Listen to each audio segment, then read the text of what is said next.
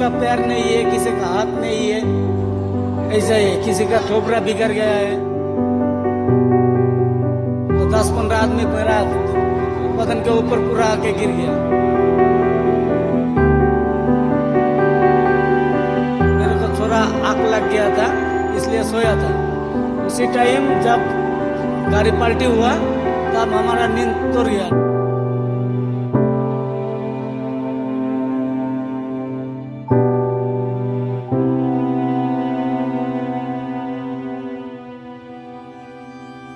ਉੜੀਸਾ ਦੇ ਬਲਾਸੌਰ 'ਚ ਸ਼ੁੱਕਰਵਾਰ ਸ਼ਾਮ ਨੂੰ ਹੋਏ ਰੇਲ ਹਾਦਸੇ 'ਚ 238 ਲੋਕਾਂ ਦੀ ਮੌਤ ਹੋ ਗਈ ਹੈ। ਇਸ ਹਾਦਸੇ ਦੇ ਵਿੱਚ 900 ਤੋਂ ਵੱਧ ਯਾਤਰੀ ਜਿਹੜੇ ਨੇ ਉਹ ਜ਼ਖਮੀ ਹੋ ਗਏ ਨੇ।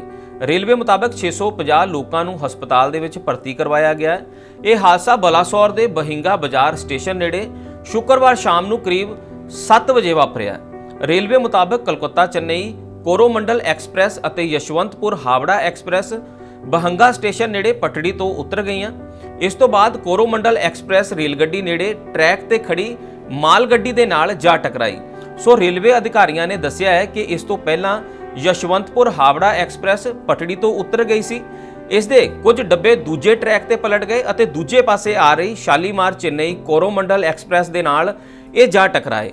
ਇਸ ਤੋਂ ਬਾਅਦ ਕੋਰੋਮੰਡਲ ਟ੍ਰੇਨ ਦੀਆਂ ਕੁਝ ਬੋਗੀਆਂ ਵੀ ਪਟੜੀ ਤੋਂ ਉਤਰ ਗਈਆਂ। ਇਹ ਬੋਗੀਆਂ ਇੱਕ ਹੋਰ ਟ੍ਰੇਨ ਤੇ ਜਿਹੜੀ ਮਾਲ ਗੱਡੀ ਦੇ ਨਾਲ ਟਕਰਾ ਗਈਆਂ। ਕੁਝ ਬੋਗੀਆਂ ਮਾਲ ਗੱਡੀ ਦੇ ਉੱਪਰ ਚੜ ਗਈਆਂ। ਹੁਣ ਸਾਰਿਆਂ ਦੇ ਜ਼ਿਹਨ ਦੇ ਵਿੱਚ ਇੱਕ ਸਵਾਲ ਹੋਏਗਾ ਕਿ ਆਖਰ ਐਡਾ ਵੱਡਾ ਹਾਦਸਾ ਵਾਪਰ ਕਿਵੇਂ ਗਿਆ। ਸੋ ਇਹ ਹਾਦਸਾ ਵਾਪਰਨ ਦਾ ਜਿਹੜਾ ਕਾਰਨ ਹੈ ਉਹਦੇ ਉੱਤੇ ਤੁਹਾਡਾ ਇੱਕ ਵਾਰੀ ਝਾਤ ਮਾਰਨੀ ਬੜੀ ਜ਼ਰੂਰੀ ਹੈ ਕਿ ਇਹ ਆਖਰ ਹਾਦਸਾ ਵਾਪਰਿਆ ਕਿਵੇਂ ਹੈ। ਬਹਾਨਾਗਾ ਇੱਕ ਸਟੇਸ਼ਨ ਹੈ ਉੜੀਸਾ ਦਾ, ਬਹਾਨਾਗਾ ਜਿਹਨੂੰ ਕਹਿੰਦੇ ਨੇ। ਬਹਾਨਾਗਾ ਸਟੇਸ਼ਨ ਤੇ ਪਹੁੰਚਣ ਤੇ ਦੋਵਾਂ ਟ੍ਰੇਨਾਂ ਦੇ ਵਿੱਚ 3 ਘੰਟੇ ਦਾ ਫਰਕ ਸੀ, ਪਰ ਉਹ ਇਕੱਠੀਆਂ ਆ ਗਈਆਂ, ਜਿਸ ਦੇ ਕਰਕੇ ਇਹ ਸਾਰਾ ਹਾਦਸਾ ਵਾਪਰਿਆ ਹੈ। ਸੋ ਟ੍ਰੇਨਾਂ ਇਕੱਠੀਆਂ ਕਿੱਦਾਂ ਹੋ ਗਈਆਂ? ਕਿਉਂਕਿ ਟ੍ਰੇਨਾਂ ਦਾ ਸਮਾਂ ਬੜਾ ਮਿੱਥਿਆ ਹੋਇਆ ਹੁੰਦਾ ਹੈ ਔਰ ਟ੍ਰੇਨਾਂ ਕਦੇ ਵੀ ਇੱਕ ਟਰੈਕ ਦੇ ਉੱਪਰ ਇੱਕੋ ਸਮੇਂ ਤੇ ਨਹੀਂ ਆਉਂਦੀਆਂ। ਪਰ ਇਹ ਹਾਦਸਾ ਇਸ ਕਰਕੇ ਵਾਪਰਿਆ ਕਿਉਂਕਿ 2 ਟ੍ਰੇਨਾਂ ਜਿਹੜੀਆਂ ਸੀ ਉਹ ਇੱਕੋ ਸਮੇਂ ਦੇ ਉੱਤੇ ਟਰੈਕ ਦੇ ਉੱਪਰ ਆ ਗਈਆਂ। ट्रेन नंबर 12864 यानी कि बेंगलुरु हावड़ा सुपरफास्ट एक्सप्रैस जी है वो 1 जून को सवेरे 7:30 बजे बेंगलुरु के यशवंतपुर स्टेशन तो रवाना हुई। इसने 2 जून को रात करीब 8 बजे हावड़ा पहुंचना सी। ये अपने निर्धारित समय तो 3.5 घंटे की देरी के नाल चल रही सी। सो इत्थों सारा जिहड़ा मोड़ है शुरू होंदा है। ये ट्रेन 3.5 घंटे लेट चल रही सी, यानी कि 6:30 बजे भद्रक पहुंची। भद्रक एक स्टेशन है। सो अगला स्टेशन बलासौर सी, जिथे रेलगड्डी 4 घंटे की देरी के नाल यानी कि 7:52 ते पहुंचनी सी। जदों कि रेलगड्डी नंबर 12841 शालीमार चेन्नई केंद्री कोरोमंडल एक्सप्रैस 2 जून को ही 3:20 ते हावड़ा तो रवाना हुई सी। ये 3 जून को शाम 4:50 ते चेन्नई सेंट्रल पहुंचती है।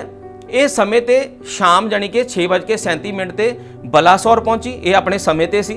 अगला स्टेशन भद्रक सी, जिथे ट्रेन ने 7:40 ते पहुंचना सी, पर 7 बजे के करीब दोवें ट्रेनां बहिनगा बाजार स्टेशन जिथे सारा हादसा वापरिया नेड़े आमो सामने हो गई। सो ये हादसा जिस दे नाल वड्डा हादसा वापरिया, एक ट्रेन के लेट होने दे नाल दूसरी ट्रेन के समय के उत्ते आने दे नाल ये सारा हादसा जिहड़ा है वो वापरिया है। जे हुण चश्मदीदां की गल करिए, तुसी बीती रात तो ही बहुत ही भयानक जिहड़ा मंजर है उन्हां ट्रेनां दे टकराण दा वो देखिया और उत्थे यात्री जिहड़े ने वड्डी गिनती दे विच अपना दुख दसदे होए नज़र आ रहे ने। एक यात्री ने दस्सिया कि असी S5 बोगी दे विच सी, जदों हादसा वापरिया तां मैं सौ रहा सी। उन्हें कहा कि मैं उच्ची आवाज़ दे नाल जाग पिया, जदों गड्डियां आपस दे विच वजियां उच्ची आवाज़ दे नाल जाग पिया। उन्हें कहा कि मैं देखा कि ट्रेन पलट गई है, मेरी सीट उपर सी, मैं उत्थे पक्खा फड़ लिया। ट्रेन के उपर तुसीं देखिया होएगा छत दे नाल पक्खा लगा हुंदा। कहंदा मैं पक्खा फड़ लिया, ट्रेन दे विच भगदड़ मच गई। लोग सानू बचाओ बचाओ दे रौला पाना उन्होंने शुरू कर दिता। फिर पेंट्री कार नू अग लग गई। जदों असीं भज के दूसरे पासे गए तो देखिया कि उत्थे मरे हुए लोग पे ने, जिन्हां दे हथ नहीं, जिन्हां दे पैर उन्हां दे कट्टे गए ने। उत्थों तक कोई बाहरी व्यक्ति यानी कि वो कह रहे हैं कि जो ये हादसा वापरिया एकदम असी ट्रेन तो बाहर आए तो उत्थे बाहरी व्यक्ति कोई नहीं सी, पर ट्रेन तो उतर के लोग एक दूजे की मदद करनी उन्होंने शुरू कर दी सी। चंगी गल ये सी कि उन्होंने कहा कि साडी सीट के हेठां एक 2 साल का बच्चा सी जो बिल्कुल सुरक्षित है। असी उसके परिवार नूं हुण बचाउण दे लई उन्हां दी मदद करन दे लई लगातार रात तो ही प्रयास कर रहे हैं। मेरे को थोड़ा आग लग गया था, इसलिए सोया था। उसी टाइम जब गाड़ी पलटी हुआ तब हमारा नींद तोड़ गया, ठीक है। उस टाइम देखा हमारा जो बोगी में जितना आदमी था, रिजर्वेशन बोले तो जनरल का जैसा है, तो 10-15 आदमी मेरा बदन के ऊपर पूरा आके गिर गया। जब पूरा आदमी तोल पर लगा दिया, उस टाइम मेरे को, मैं सबका नीचे था, ठीक है, मेरा हाथ में लगा, इधर बहुत दर्द हो रही है, इधर घर में लगा है। उसके बाद ऐसा देख रही है। कितना लोग का डेथ हुआ है? कितना लोग का डेथ हुआ बोले तो मैं जब ट्रेन का बोगी से बाहर आया तब देखा किसी का पैर नहीं है, किसी का हाथ नहीं है, ऐसा है, किसी का ठोपरा बिगड़ गया है, ऐसा है, मालूम है। इसका अलावा जब मैं उधर से आया, उधर से फिर इधर वापस आके इधर ही बैठा था, ऐसा ही है। ਹੁਣ ਹਾਦਸੇ ਵਾਲੇ ਰੂਟ ਦੇ ਉੱਤੇ 6 ਟ੍ਰੇਨਾਂ ਨੂੰ ਰੱਦ ਕਰ ਦਿੱਤਾ ਗਿਆ ਹੈ। ਇਸ ਦੇ ਨਾਲ ਹੀ ਕਈ ਟ੍ਰੇਨਾਂ ਦੇ ਰੂਟ ਬਦਲ ਦਿੱਤੇ ਗਏ ਨੇ। ਬਚਾਅ ਤੋਂ ਬਾਅਦ ਟਰੈਕ ਦੀ ਮੁਰੰਮਤ ਦਾ ਕੰਮ ਜਿਹੜਾ ਹੈ ਉਹ ਸ਼ੁਰੂ ਹੋ ਜਾਏਗਾ। ਰੇਲ ਹਾਦਸੇ ਤੋਂ ਬਾਅਦ ਸ਼ਨੀਵਾਰ ਨੂੰ ਹੀ ਹੋਣ ਵਾਲੀ ਗੋਆ ਮੁੰਬਈ ਵੰਦੇ ਭਾਰਤ ਐਕਸਪ੍ਰੈਸ ਜਾਣੀ ਕਿ ਅੱਜ ਉਹਦਾ ਉਦਘਾਟਨ ਹੋਣਾ ਸੀ, ਉਸ ਦੇ ਉਦਘਾਟਨ ਪ੍ਰੋਗਰਾਮ ਨੂੰ ਰੇਲ ਮੰਤਰਾਲੇ ਦੇ ਵੱਲੋਂ ਰੱਦ ਕਰ ਦਿੱਤਾ ਗਿਆ ਹੈ। ਕੋਰੋਮੰਡਲ ਟ੍ਰੇਨ ਦਾ ਇਹ ਕੋਈ ਪਹਿਲਾ ਹਾਦਸਾ ਨਹੀਂ ਹੈ। ਕੋਰੋਮੰਡਲ ਟ੍ਰੇਨ ਜਿਹਦੀ ਅਸੀਂ ਜ਼ਿਕਰ ਕੀਤਾ, ਜਿਹਦਾ ਹਾਦਸਾ ਵਾਪਰਿਆ ਜਦੋਂ ਉਹ ਆਪਸ ਦੇ ਵਿੱਚ ਟਕਰਾਈ ਹੈ, ਉਸ ਦਾ ਕੋਈ ਪਹਿਲਾ ਹਾਦਸਾ ਨਹੀਂ ਹੈ। ਇਸ ਤੋਂ 14 ਸਾਲ ਪਹਿਲਾਂ ਵੀ ਇਹ ਟ੍ਰੇਨ ਪਟੜੀ ਤੋਂ ਉਤਰ ਗਈ ਸੀ ਔਰ ਇੱਕ ਵਾਰ ਨਹੀਂ ਕਈ ਹਾਦਸੇ ਨੇ। ਜੀ ਹਾਂ, 3 ਫਰਵਰੀ 2009 ਨੂੰ ਕੋਰੋਮੰਡਲ ਐਕਸਪ੍ਰੈਸ ਦੀਆਂ 13 ਬੋਗੀਆਂ ਉੜੀਸਾ ਦੇ ਜਾਜਪੁਰ ਜ਼ਿਲ੍ਹੇ ਦੇ ਵਿੱਚ ਪਟੜੀ ਬਦਲਦੇ ਸਮੇਂ ਪਟੜੀ ਤੋਂ ਉਤਰ ਗਈਆਂ ਸੀ। ਇਸ ਹਾਦਸੇ ਦੇ ਵਿੱਚ 16 ਲੋਕਾਂ ਦੀ ਮੌਤ ਹੋ ਗਈ ਸੀ। ਇਤਫਾਕ ਦੇ ਨਾਲ ਉਹ ਦਿਨ ਵੀ ਸ਼ੁੱਕਰਵਾਰ ਸੀ ਔਰ ਜਿਹੜਾ ਕੱਲ ਵੱਡਾ ਹਾਦਸਾ ਵਾਪਰਿਆ ਹੈ ਉਹ ਦਿਨ ਵੀ ਸ਼ੁੱਕਰਵਾਰ ਦਾ ਸੀ।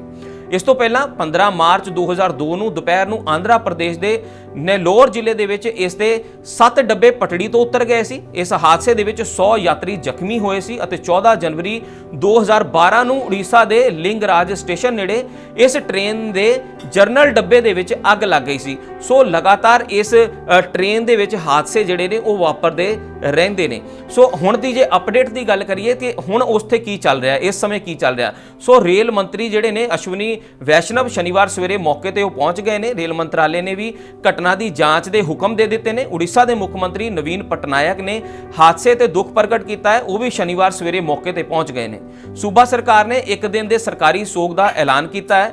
NDRF ਦੀਆਂ 3 ਟੀਮਾਂ ਅਤੇ 20 ਤੋਂ ਵੱਧ ਫਾਇਰ ਸਰਵਿਸ ਅਤੇ ਬਚਾਅ ਟੀਮਾਂ ਰਾਹਤ ਅਤੇ ਬਚਾਅ ਕਾਰਜਾਂ ਦੇ ਲਈ ਤਾਇਨਾਤ ਕਰ ਦਿੱਤੀਆਂ ਗਈਆਂ ਨੇ। 1200 ਬਚਾਅ ਜਿਹੜੇ ਕਰਮਚਾਰੀ ਨੇ ਉਹ ਮੌਕੇ ਤੇ ਮੌਜੂਦ ਨੇ। ਭੁਵਨੇਸ਼ਵਰ ਦੇ ਵਿੱਚ ਅਧਿਕਾਰੀਆਂ ਨੇ ਕਿਹਾ ਹੈ ਕਿ 115 ਐਂਬੂਲੈਂਸਾਂ, 50 ਬੱਸਾਂ ਅਤੇ 45 ਮੋਬਾਈਲ ਸਿਹਤ ਯੂਨਿਟਾਂ ਨੂੰ ਘਟਨਾ ਸਥਾਨ ਤੇ ਤਾਇਨਾਤ ਕਰ ਦਿੱਤਾ ਗਿਆ ਹੈ। NDRF, ਰਾਜ ਸਰਕਾਰ ਦੀਆਂ ਟੀਮਾਂ ਅਤੇ ਹਵਾਈ ਸੈਨਾ ਦੇ ਹੈਲੀਕਾਪਟਰ ਬਚਾਅ ਦੇ ਲਈ ਪਹੁੰਚ ਗਏ ਨੇ। ਸੋ ਭਾਰੀ ਅਮਲਾ ਜਿਹੜਾ ਇਸ ਸਮੇਂ ਉੱਥੇ ਬਚਾਅ ਕਾਰਜਾਂ ਦੇ ਲਈ ਲੱਗਾ ਹੋਇਆ ਹੈ। ਰੇਲ ਮੰਤਰੀ ਅਸ਼ਵਨੀ ਵੈਸ਼ਨਵ ਨੇ ਦੱਸਿਆ ਹੈ ਕਿ ਭੁਵਨੇਸ਼ਵਰ ਅਤੇ ਕੋਲਕਾਤਾ ਤੋਂ ਬਚਾਅ ਟੀਮਾਂ ਵੀ ਭੇਜ ਦਿੱਤੀਆਂ ਗਈਆਂ ਨੇ।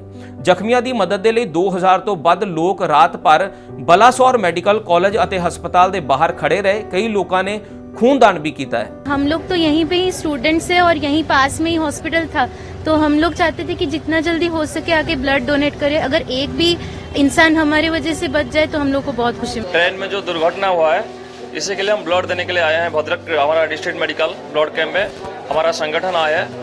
22-25 से आदमी लेकर आया हूँ ब्लड देने के लिए। अपना मुझे सो इच्छा से निस्वार्थ में हमने ब्लड देने के लिए आए हैं Bhadrak medical. We are seeing so many patient in the trauma casualty, तो हमें कल मैसेज आया था कि जो लोग वॉलंटियरली ब्लड डोनेट करना चाहते हैं वो आके दे सकते हैं। तो आज सुबह हम आए हैं ब्लड देने के लिए, बिकॉज बहुत से लोगों की डेथ हुई है, बहुत इंजर्ड है एंड अभी तक रेस्क्यू चल रहा है।